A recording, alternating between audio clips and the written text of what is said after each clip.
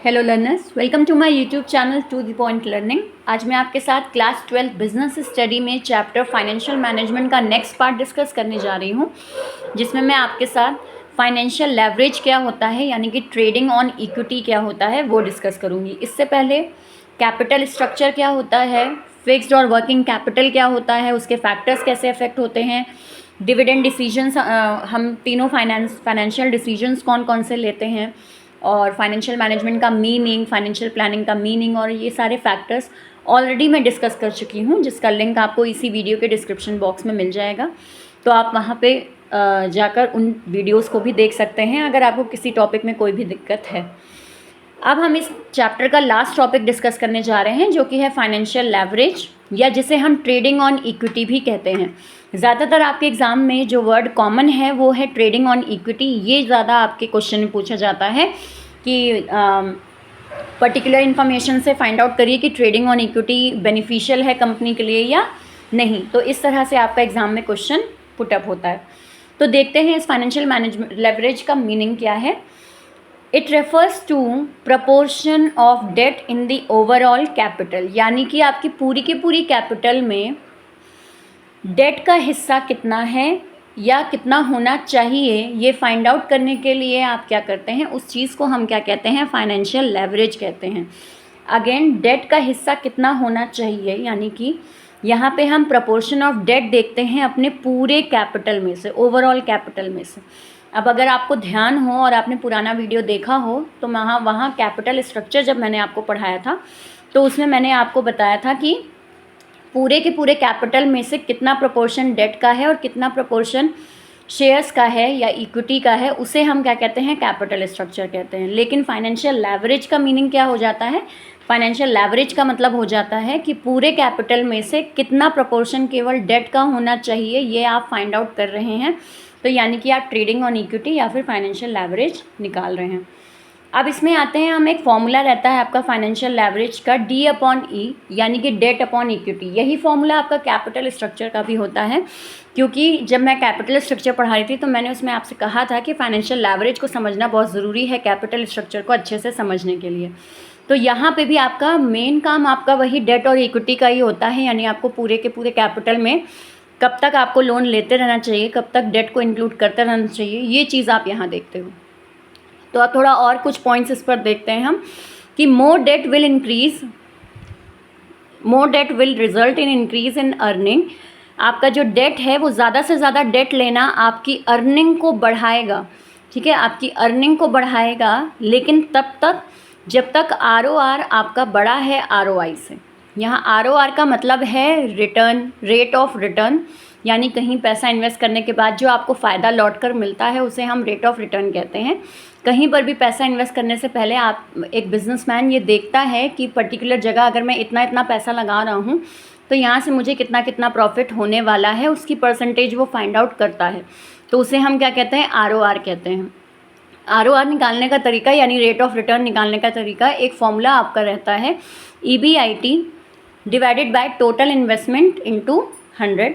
EBIT का यहाँ पे मतलब है earning before interest and tax, यानी कि आपकी अर्निंग जो हुई है जिसमें से अभी ना इंटरेस्ट कटा है ना टैक्स कटा है, वो अर्निंग आपकी, उसे डिवाइड कर दीजिए टोटल इन्वेस्टमेंट, यानी जितना पूरा पैसा आपने इन्वेस्ट किया बिजनेस में या पर्टिकुलर प्रोजेक्ट में, वो इंटू 100, तो आपका ROR निकल आता है। अभी इस फॉर्मूले का काम आपको जब क्वेश्चन समझाएंगे हम तब ज़्यादा आपको इसका बेनिफिट समझ में आएगा।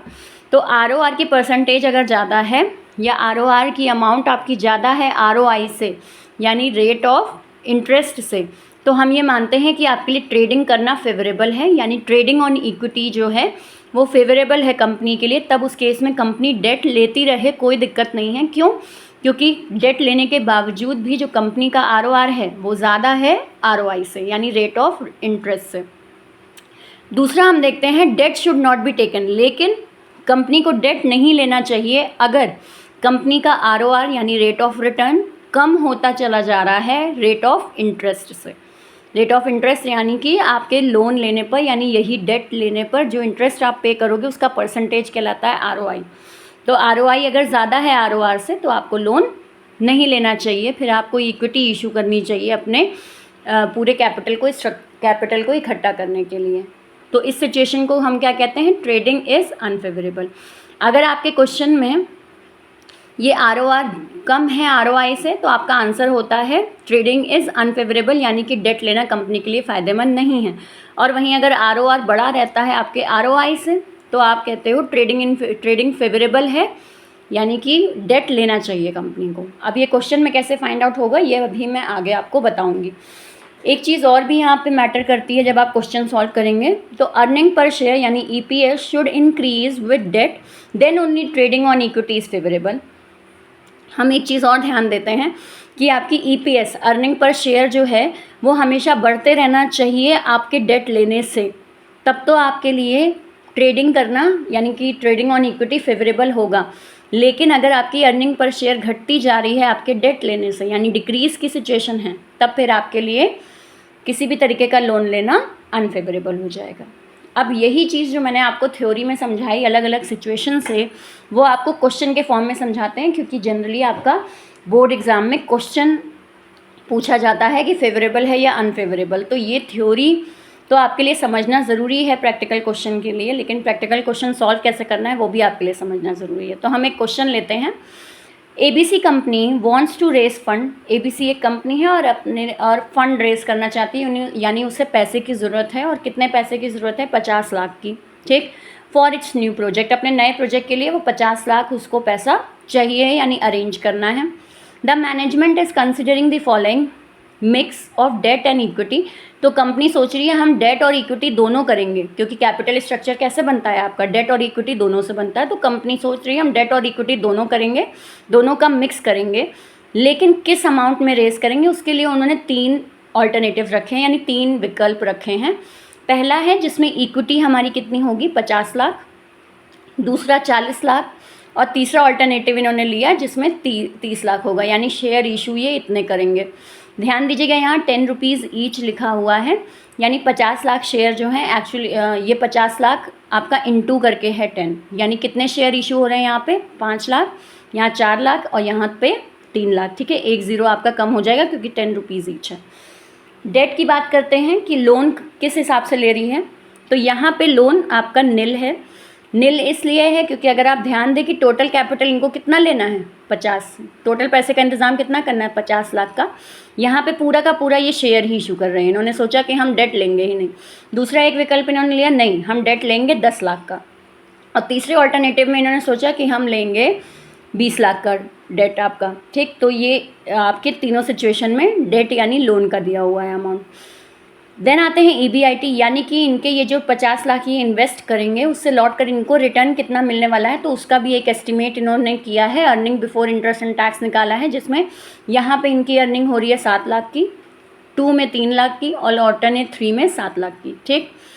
आते हैं आपके क्वेश्चन में, इंटरेस्ट रेट आपको दे रखा होता है, क्योंकि इंटरेस्ट तो लग रहा है, क्यों, क्योंकि हमने डेट लिया है। अब डेट लिया है हमने, कहीं से लोन लिया है, तो इंटरेस्ट तो हम पर लगेगा ही, इसलिए ये आपको क्वेश्चन में दे रखा होता है। इंटरेस्ट रेट 10% लग रहा है, और टैक्स जो गवर्नमेंट टैक्स लगा रही है वो आपका 30% है। ये दोनों इन्फॉर्मेशन आपको दे रखी होती हैं, और बाकी इन्फॉर्मेशन में से भी आपके कभी कदार 1-2 इन्फॉर्मेशन हटा के बाकी इन्फॉर्मेशन आपको दे रखी होती है, यानी कि आपको इन्फॉर्मेशन फाइंड आउट करनी होती है ये जितनी चीज़ें आपको दे रखी हैं इनमें से।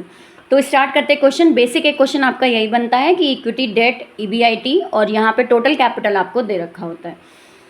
तो देखते हैं क्वेश्चन आपका कैसे सॉल्व होगा, क्योंकि हमें 3 सिचुएशंस का ऑप्शन लेके चलना है, इसलिए 3 सिचुएशंस हम लेकर चलेंगे। सिचुएशन 1 जिसमें हमने लोन नहीं लिया है, सिचुएशन 2 जिसमें हमने 10 लाख का लोन लिया है, और सिचुएशन 3 जिसमें हमने 2 लाख का लोन लिया है, ठीक है। अब इसको स्टार्ट करते हैं। सबसे पहले आपके क्वेश्चन में EBIT आपको दे रखा है, यानी earning before interest and tax. इस EBIT को सबसे पहले आपको ले लेना है 7 लाख सिचुएशन 1, सिचुएशन 2 में 3 लाख और सिचुएशन 3 में 7 लाख, ठीक। अब इसमें से आपको इंटरेस्ट माइनस करना है। इंटरेस्ट माइनस करने पर आपको यहाँ आपने कोई भी लोन नहीं लिया था पहली सिचुएशन में, इसीलिए हमारा इंटरेस्ट रेट भी क्या है, 0 है, कोई इंटरेस्ट नहीं लग रहा है। लेकिन यहाँ पे हमने लोन लिया है, और हमने लिया है 10 लाख का लोन, ठीक है। तो ओके 1 लाख का लोन लिया है हमने, यहाँ पे भी क्वेश्चन में इसको हम थोड़ा करेक्ट कर लें, ये आपका 1 लाख का लोन है, ठीक है, 10 का नहीं है। तो हमने 1 लाख का लोन लिया है। इसके अलावा आ जाइए, यहाँ इस सिचुएशन में हमने 2 लाख का लोन लिया है। ठीक, अब आते हैं नेक्स्ट पे। नेक्स्ट जो सिचुएशन है आपकी, इंटरेस्ट के बाद हमने क्या किया, ये जो इंटरेस्ट अमाउंट हमारी लग रही है, इंटरेस्ट लग रहा है 10%, वो 10% फाइंड आउट करने के बाद ये आ रहा है। ये जो 10 लाख आपका क्वेश्चन में दे रखा है, ठीक है, ये ज़ीरो गलत नहीं है, ये जो 10 लाख आपका दे रखा है और 20 लाख आपको दे रखा है, इस पर आपने इंटरेस्ट लगाया 10%। क्यों लगाया 10%? क्योंकि क्वेश्चन में हमें दे रखा था। ध्यान रखिएगा, हमेशा डेट वाली अमाउंट पर ही इंटरेस्ट रेट लगेगा, ठीक है। आप जो लोन लेते हो उस पर इंटरेस्ट लगता है, आपकी जो अर्निंग है उस पर इंटरेस्ट नहीं लगता है। तो यहाँ पे 10 लाख पे हमने 10% लगाया है और यहाँ हमने 20 लाख पे 10% लगाया, तो आपकी अमाउंट आई 1 लाख और यहाँ 2 लाख। इसके बाद हम क्या करेंगे, इनको माइनस कर देंगे, तो हमारा क्या आ जाएगा, EBT निकल आएगा। यहाँ पे कुछ माइनस करने के लिए है नहीं, क्योंकि हमने लोन लिया नहीं था, इसलिए 7 लाख अमाउंट आ जाएगी। यहाँ पे हम 1 लाख माइनस करेंगे 3 में से, तो 2 लाख आ जाएंगे, और यहाँ 7 में से 2 लाख माइनस करेंगे हम, तो 5 लाख आ गए। ये हमारा क्या निकला, EBT निकला, यानी अर्निंग बिफोर टैक्स निकला है। अब इसके बाद आते हैं अर्निंग बिफोर टैक्स के बाद, इसमें से हमें नेक्स्ट चीज़ लेस करनी होती है टैक्स। ठीक, टैक्स भी हमें क्वेश्चन में दे रखा है, 30% टैक्स लग रहा है, EBT पे लगता है। EBT मतलब ये जो अमाउंट आपकी तीनों निकली है, इस पर लगा देंगे हम 30% टैक्स। तो इसका ही, यानी 7 लाख का 30% करेंगे तो 2,10,000 आया। यहाँ 2 लाख का 30% किया तो 60,000 आएगा आपका, और यहाँ फिर 5 लाख का आपने 30% किया तो यहाँ 15 लाख आ गया। ठीक, 150 लाख आ गया। तो ये इस तरीके से आपका फाइंड आउट होगा जो आप टैक्स लगाओगे, और टैक्स हमेशा किस पर लगता है, EBT पर। ध्यान दीजिएगा, यहाँ पे इंटरेस्ट किस पर लगा था, जो हमने लोन लिया था उस अमाउंट पर, और यहाँ पे हमारा 30% टैक्स जो लग रहा है वो किस पर लग रहा है, जो हमारी EBT निकली उस पर। जब ये हम आपस में माइनस करेंगे, क्योंकि हमें माइनस ही करना है, हर जगह लेस लिखा है, ठीक है, तो हम माइनस करेंगे। यहाँ आ गया 4,90,000, यहाँ आ गया 1,40,000, और यहाँ आ गया आपका 3,50,000। अब इसका हमें क्या करना है, ये हमारी अमाउंट निकली ईट, यानी अर्निंग आफ्टर टैक्स।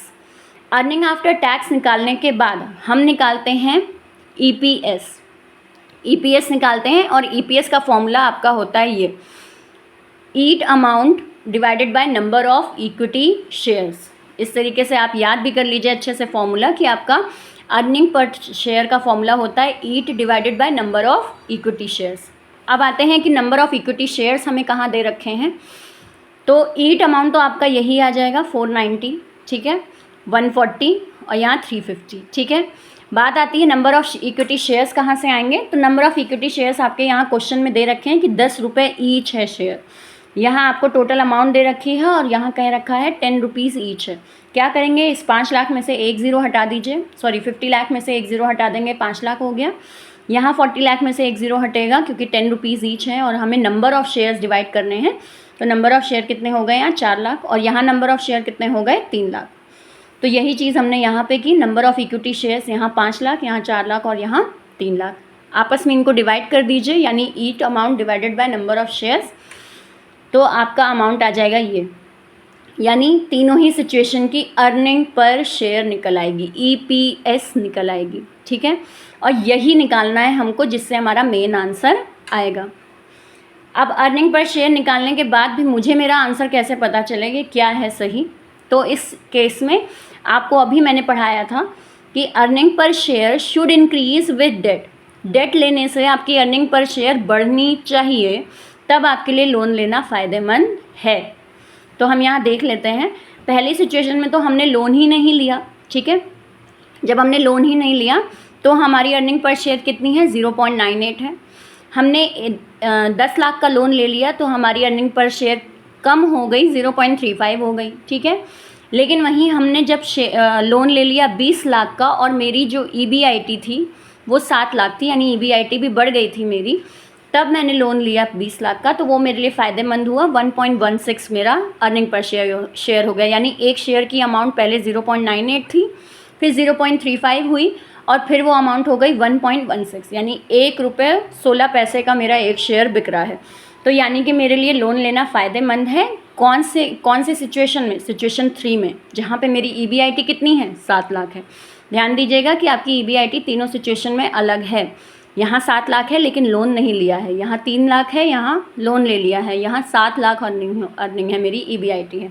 ठीक, तो ये ध्यान में रखिएगा, यही आपका आंसर होता है। इसका कंक्लूजन आप क्या लिखेंगे कि अर्निंग पर शेयर, क्योंकि मेरी थर्ड सिचुएशन में 1.16 हो रही है, जिसमें EBIT जो है वो 7 लाख है। So in that case company will be in favourable position in situation 3। Situation 3 में उसकी फेवरेबल पोजीशन है, क्योंकि अर्निंग सबसे ज़्यादा सिचुएशन 3 में हो रही है, when it is taking loan of 20 lakh in case of EBIT of 7 lakh. ठीक, तो ये आपका कंक्लूजन निकलेगा। एक बार और रिवाइज कर लेते हैं कि हमने इसमें किया क्या है। देखिए, बहुत इजी है स्टेप्स को याद रखना। थोड़ा इस तरीके से हम स्टेप को समझने की कोशिश करते हैं कि आपको ये टेबल बनानी कैसे है। EBIT ध्यान में रखिए, आपकी मेन कहानी, मेन क्वेश्चन जो है वो EBIT से ही सॉल्व होना है। सबसे पहले EBIT आपको क्वेश्चन में दे रखा होगा। EBIT के बाद इसमें से हम सबसे पहले क्या लेस करेंगे, इस इंटरेस्ट को लेस कर दीजिए। क्या निकल आया आपका, EBT निकल आया। फिर इसके बाद क्या करेंगे, इस टैक्स को लेस कर दीजिए। ये अमाउंट फिर क्या बन गई, ईट अमाउंट बन गई। और इसी ईट अमाउंट को आप डिवाइड कर दीजिए नंबर ऑफ़ शेयर से, तो आपका क्या आ गया, अर्निंग पर शेयर आ गया। तो ये इस तरीके से आपका ये पूरा प्रैक्टिकल तैयार हो जाएगा। पहली बार में चीज़ें नहीं याद होंगी, लेकिन हाँ, धीरे धीरे आप प्रैक्टिस करते रहेंगे क्वेश्चंस की, तो आपको याद हो जाएगा कि एक्चुअली इसमें क्या क्या करना है आपको। तो इस तरीके से आपका ये फाइनेंशियल लेवरेज या फिर trading on equity question solve होता है। अब आती है इसमें एक चीज़ और देख लेते हैं हम, कि ये जो मैंने आपको सिचुएशन समझाई थी कि ROR बड़ा हो ROI से तो ट्रेडिंग फेवरेबल होती है, तो ये भी सिचुएशन देख लेते हैं कि ये कैसे बनती है।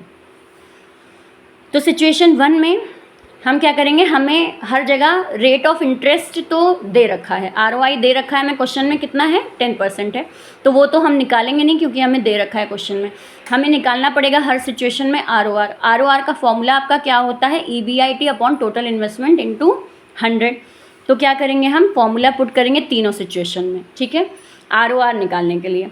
इसको पूरा सॉल्व करने के बाद मेरा ROR पहली सिचुएशन में कितना है, 14% है, और इंटरेस्ट कितना लग रहा है, 10%। यानी कि ये चीज़ क्या है, ये फेवरेबल सिचुएशन है, 10% इंटरेस्ट रेट है, बल्कि मैं यहाँ इंटरेस्ट ले ही नहीं रही हूँ। तो अगर मैं बात करूँ कि यहाँ कुछ भी नहीं है तो भी चलेगा मेरा काम, कि 14% मुझे रिटर्न मिल रहा है।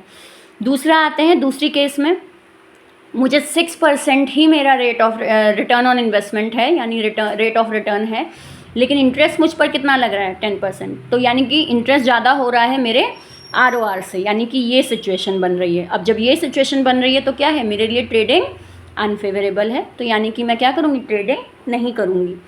और यहाँ पे देखें हम, तो यहाँ 14% मेरा ROR बन रहा है फॉर्मूला पुट करने पर, सॉल्व करने पर, और टैक्स कितना, और सॉरी इंटरेस्ट कितना लग रहा है, 10%। तो यानी कि मेरा ROR ज़्यादा है मेरे ROI से, यानी ये सिचुएशन मेरे लिए फेवरेबल है। तो इस तरीके से भी आपसे लास्ट में सिचुएशन आप कंक्लूजन निकाल सकते हैं, तो आपको पता चल जाएगा कि कौन सी सिचुएशन फेवरेबल है और कौन सी अनफेवरेबल है। तो इस तरीके से आपका फाइनेंशियल लेवरेज का पूरा क्वेश्चन सॉल्व होता है।